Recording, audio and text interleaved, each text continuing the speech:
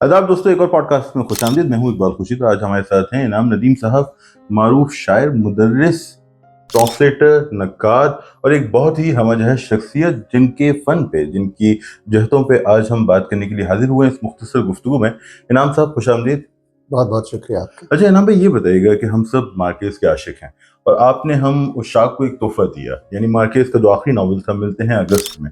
तो पहले तो ये बताइए कि ये तर्जुमा करने का जो प्रोसेस था ये कितने दिनों पे मुहित था, और इस तर्जुमे को या इस नावल को बिलखुसूस आपने मार्केस के पुराने नावल्स के मुकाबले में कैसा पाया? इकबाल, ये तो आपने सही कहा कि हम सब उनके उशाक में उशाक में। शामिल हैं। और इश्क का मामला ये होता है कि वहाँ हर चीज़ महबूब से जिसका ताल्लुक हो, जो महबूब से मुंसलिक हो, वो एक तबर्रुक की सी हैसियत रखती है। खूबसूरत। ये जो नावल था मार्केस का, आप जानते हैं कि ये उन्होंने अपनी ज़िंदगी में लिखा और इसे रद्द कर दिया। रद्द और कर उनका दिया, ख्याल था कि ये नावल ठीक नहीं लिखा गया, अच्छा नहीं लिखा गया। और इसके लिए उन्होंने ये हिदायत भी अपने बेटों को की कि इसे ज़ाया कर दिया जाए। कर दिया जाए। और चूंकि वो उस वक्त बीमार थे, उनकी जहनी कैफियत इस तरह की थी कि वो चीज़ों के बारे में शायद ठीक तरह से फैसला नहीं कर पा रहे थे। एक ऐसी बीमारी लाहक थी। फिर उनका इंतकाल हो जाता है, हम जानते हैं। और ये नावल, जिसका एक चैप्टर एक शॉर्ट स्टोरी के तौर पे उस ज़माने में छप चुका था। और बाद में जो मार्केस की एडिटर थी, उन्होंने कई सालों बाद जब उस सारे मुसव्वदे को देखा तो उन्होंने कहा कि ये तो ठीक ठाक नावल है, इसको शाया होना चाहिए। तो उनके बेटों ने कहा कि लेकिन इसके लिए उनकी ये हिदायत मौजूद है कि ये नावल नहीं छपना चाहिए और ख़राब है। तब उन्होंने कहा कि एक तो ये कि इतने बड़े अदीब की कोई तहरीर, उस पर सबसे ज़्यादा हक़ शायद उसके पढ़ने वालों का ही है, तो हमें उनके क़ारीन को इस हक़ से महरूम नहीं करना चाहिए। एक तो ये बात है।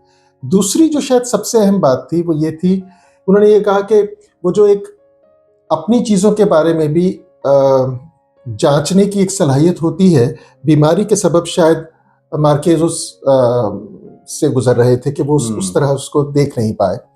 तो बहरहाल ये एक आर्गुमेंट मौजूद था और ये सारी चीज़ें मौजूद थी। बहरहाल वो नावल फिर छपा।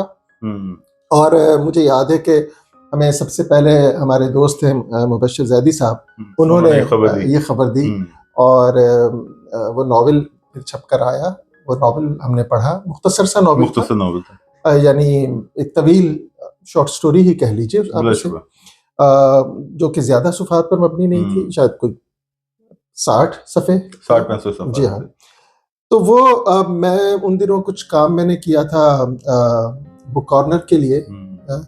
वहाँ से मुझे ये हिदायत आई, या उन्होंने मुझसे कहा कि इनाम साहब अगर आप ये हमें तर्जुमा कर दें, तो मैंने उनसे कहा कि मैं उसको पहले पढ़ लूँ, उसके बाद ही कोई फैसला कर सकूँगा।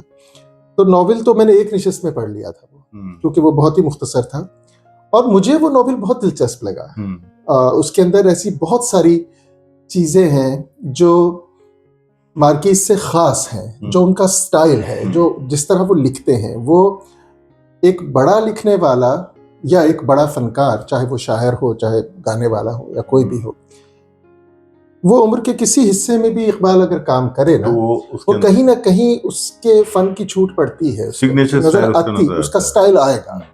तो मुझे ऐसा लगा कि ये तो बड़ी दिलचस्प बात है।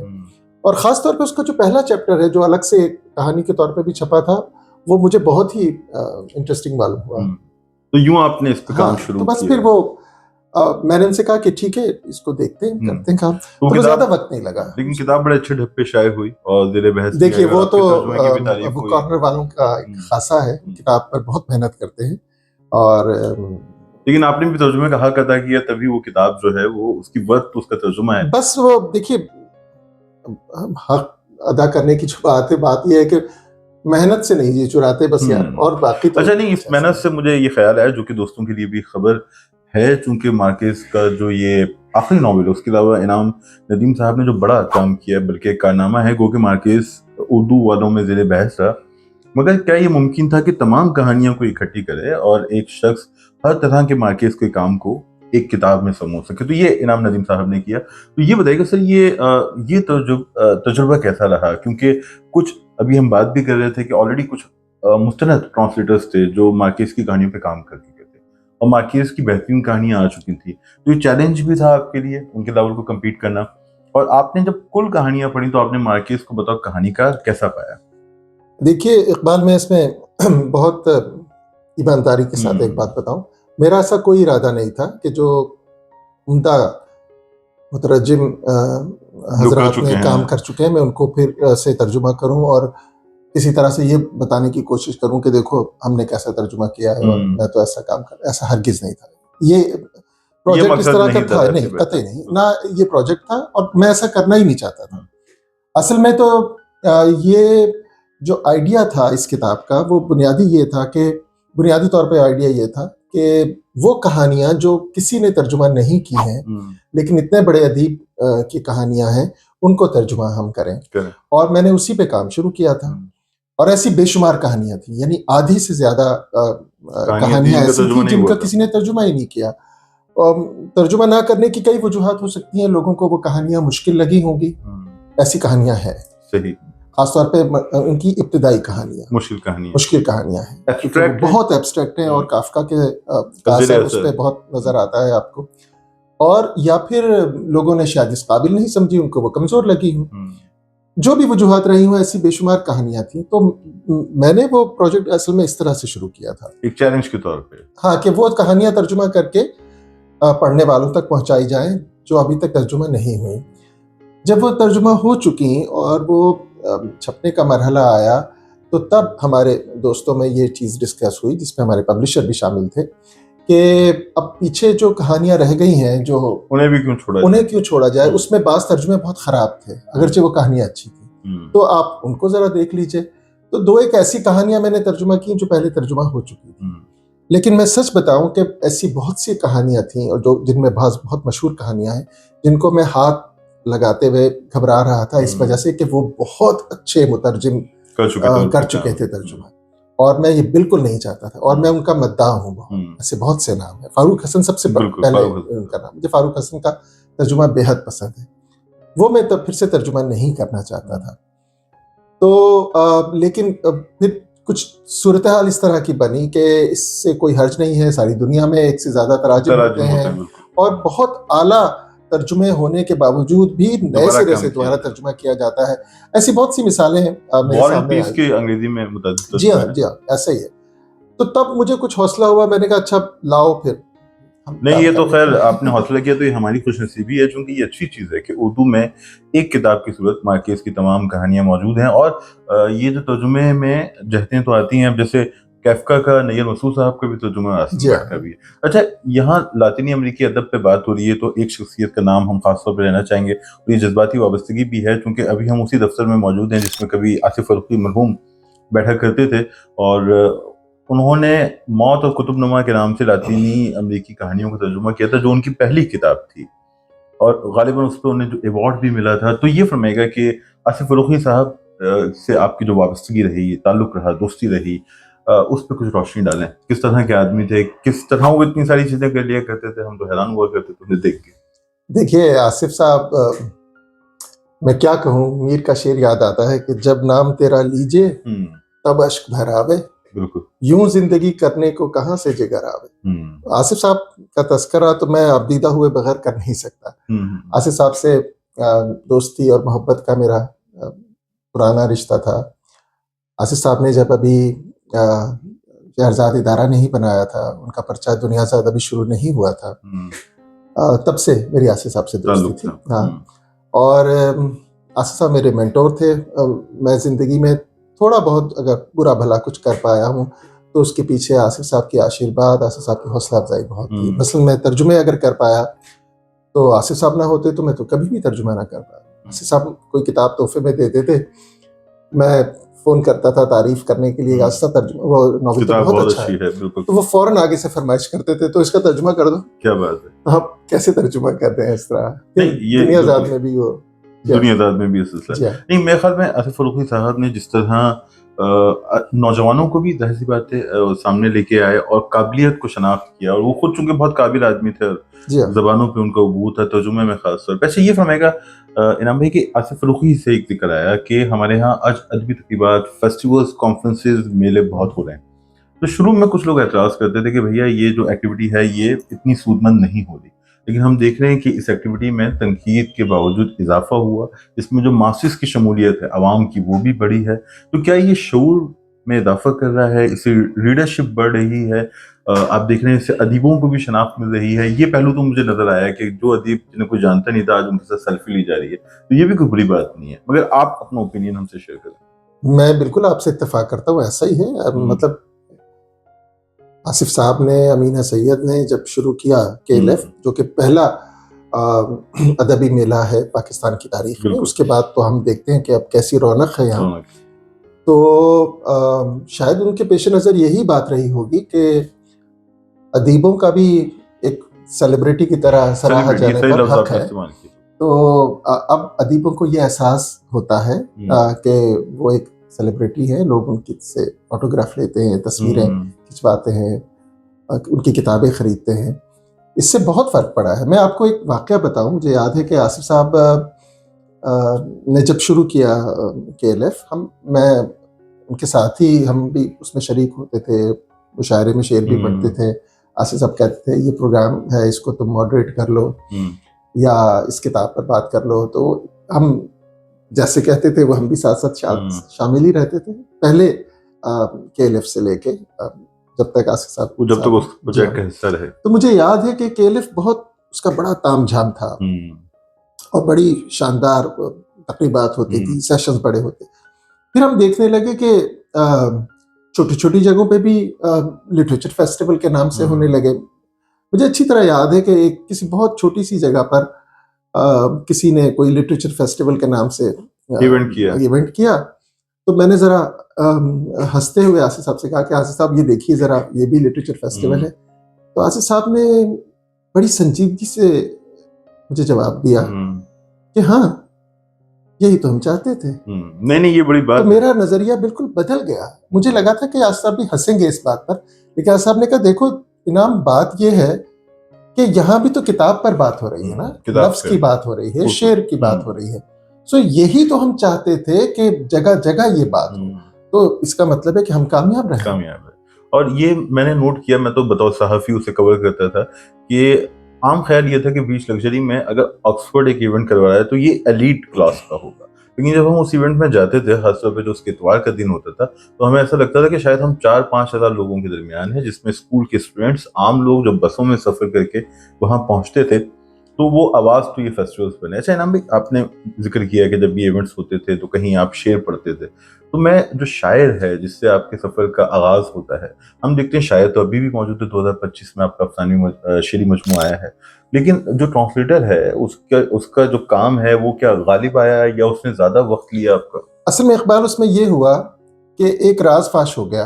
वो ये कि मुझे, ऑल्दो मुझ पे तोहमत तो शायर होने की रही है मतलब बहुत शुरू से, और 90s से जब मैं यूनिवर्सिटी पहली किताब भी आपकी शेरी में? जी, पहली किताब गजल का मजमुआ आया था दर ख्वाब, जो कि 2003 में शाया हुआ था। फिर नज़्मों का मजमुआ आया तस्वीर में चलता आदमी के नाम से। तो वो तोहमत अपनी जगह पर, लेकिन राज ये फाश हुआ कि मैं असल में, मुझे चार्ट लगी हुई है फिक्शन की। और मैं फिक्शन का बहुत ही शायक हूँ और बहुत ऐसा कारी हूँ कि यानी एक तो ये कि मैं जुबान पर जान देने वाला आदमी हूँ, और जुबान आप सीखते हैं फिक्शन से, शायरी से नहीं सीखते आप।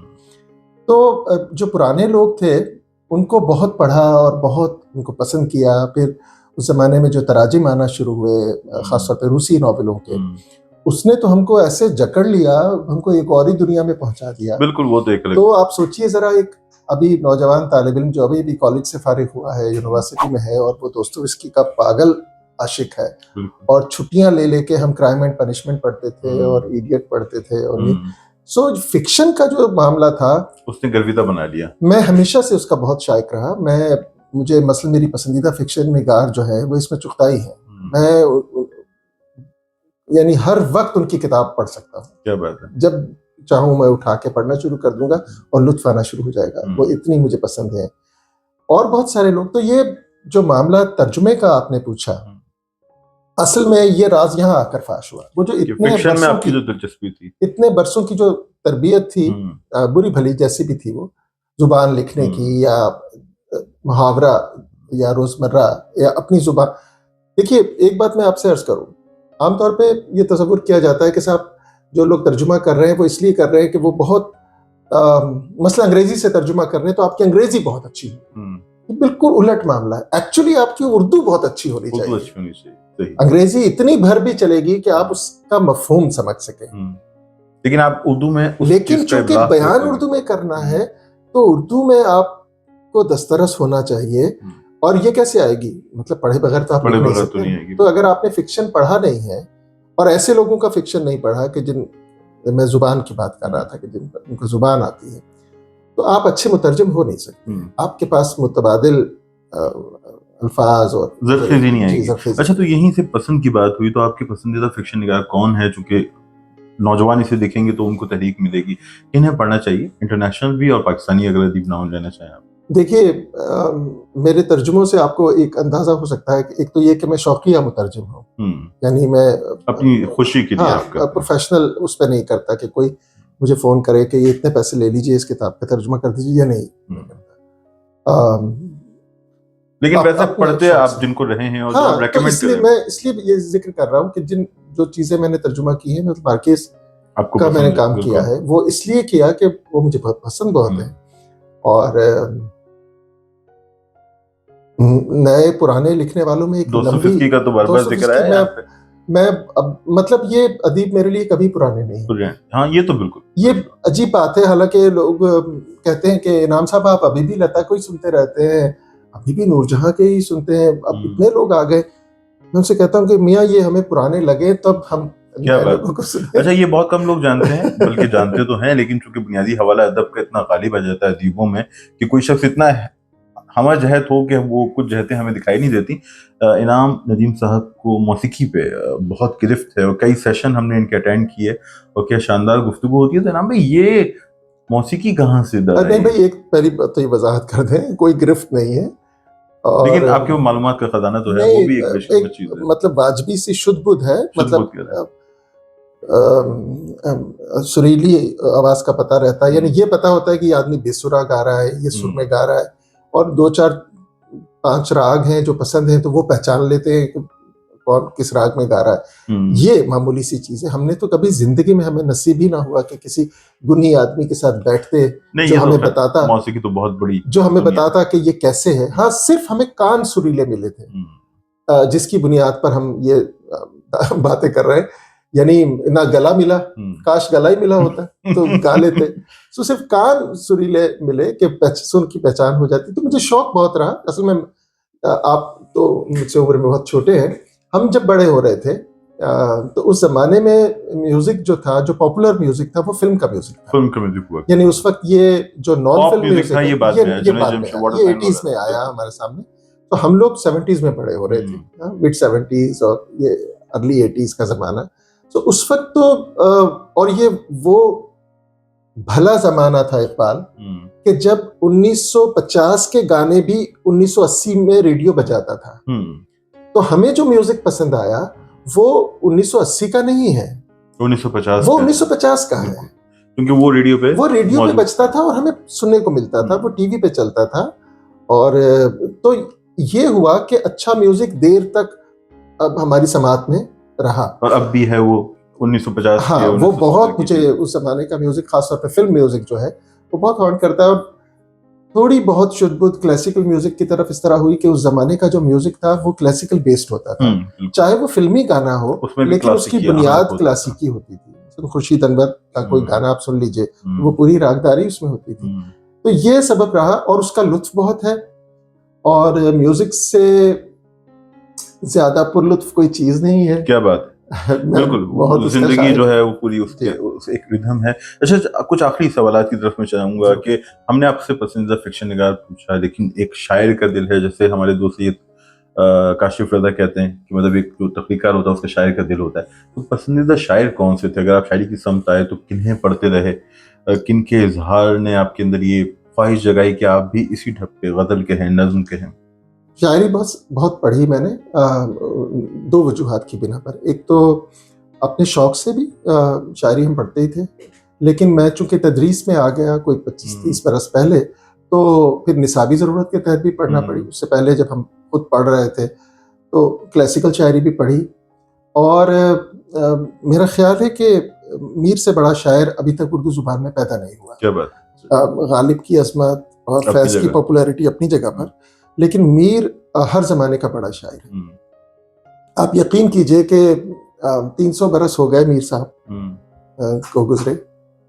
उनकी अभी पिछले से पिछले साल शायद 300वीं सालगिरह थी, 300 साल हो गए। हुँ, और मैं अब भी पढ़ने बैठता हूँ तो सोचता हूँ कि भाई हम क्या झक मार रहे हैं। हुँ, 300 साल पहले ये बड़े मियाँ उर्दू शायरी के तकरीबन तमाम इम्कानात ख़त्म करके चले गए। चले गए। इतना बड़ा शायर है वो। और लेकिन मुझे बहुत उनका शायक होने के बावजूद बहुत गालिब को बहुत पढ़ा हुँ, और समझने की कोशिश की।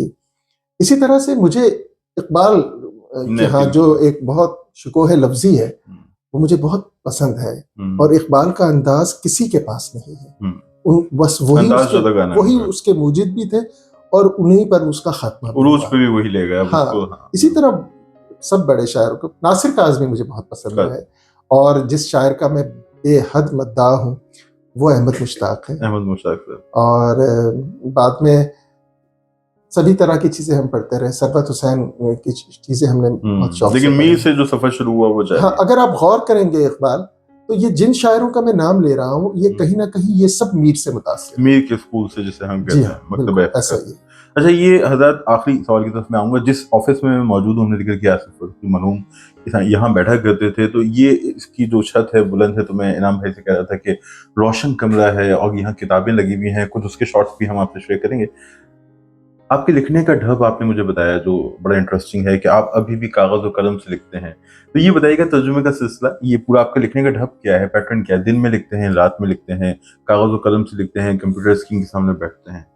भाई मैं अब क्या अर्ज़ करूँ कि मैं उन खुशनसीब लोगों में से हूँ कि जिनका प्रोफ़ेशन जो है उनका पैशन है। पैशन है, बिल्कुल। तो जब आपका पैशन आपका प्रोफ़ेशन होता है तो फिर वो काम आपको थकाता नहीं है। हुँ, आप घड़ी नहीं देखते कि 5 कब बजेंगे हुँ, और मैं कब घर जाऊँगा हुँ, और अभी इतना वक़्त रह गया, हुँ। ऐसा कभी नहीं होता। आज वक़्त क्योंकि हाँ, आपको लगता है आप तफ़रीह कर रहे हैं, आप सही। यही तो घर जाके भी यही करना है, तो हुँ, दफ़्तर में बैठ के भी यही करना है। हुँ, हाँ, ज़ाहिर है मेरी दफ़्तर की अपनी मसरूफ़ियात हैं, मुझे यहाँ पढ़ाना होता है, मुझे लेक्चर्स तैयार करने हैं, वो सारी चीज़ें, लेकिन इतने बरसों से हम पढ़ा रहे हैं, तब उसके लिए शायद बहुत वक़्त नहीं चाहिए वक़्त नहीं होता। चाहिए। तो खुशनसीबी की जो बात मैं आपसे कर रहा था, वो ये है कि ऐसा माहौल मयस्सर है कि जिसमें यकसुई मुझे हासिल हो जाती है काम हुँ, करने की, और काम करने से थकते नहीं हैं। ओल्ड फैशन आदमी हूँ, कुछ तो पुरानी चीज़ों से दिलचस्पी होने की हुँ, वजह से भी एक चीज़ है कि अभी तक कागज़ और कलम वाला मामला है। लेकिन सच्ची बात ये है, वैसे मैं टाइप करना जानता हूँ, हुँ। लेकिन ये मैं डायरेक्ट टाइप नहीं कर सकता। यानी मैं सोचूँ और उसको मैं टाइप, वो नहीं होता, वो अभी तक पेन से ही यानी किया तख्लीकी जाता है। अमल जो है, सोचने का अमल आपका, वो वो मेरा कलम और पेपर, कागज़ हाँ, के साथ। पेपर का है। सो फिर ये कोशिश होती है, हमारे पास एक कंपोज़र है, उनको मैं बिल रोज़ के रोज़। वैसे अब तो एक्सपर्ट ही कह रहे हैं कि इतना ज़्यादा हम स्क्रॉलिंग करना शुरू हो गए हैं कि हमें तख्लीकी अमल के लिए, ना सिर्फ तख्लीकी अमल के लिए बल्कि आम ज़िंदगी की जो चीज़ें हैं उनके लिए भी कागज़ और कलम की तरफ वापस आना होगा। हज़रात वैसे इनाम भाई की तो इतनी चाहते हैं कि अगर बातें हों, इनकी जो तराजिम हैं उन्हीं पे बात चलती जाए तो ख़त्म ना हो। लेकिन वक़्त मुख्तसर है और फिर ये ख्वाहिश भी है कि कुछ चीज़ों पे हम दोबारा इनके साथ बैठें, बात करें। इनाम नदीम साहब बहुत शुक्रिया सर। बहुत और आप खुशी है। दोस्तों का शुक्रिया। अगर आप इस वीडियो को देखते हैं तो ज़रूर अपना फीडबैक हमें दें। अपना ख्याल रखें। Take care.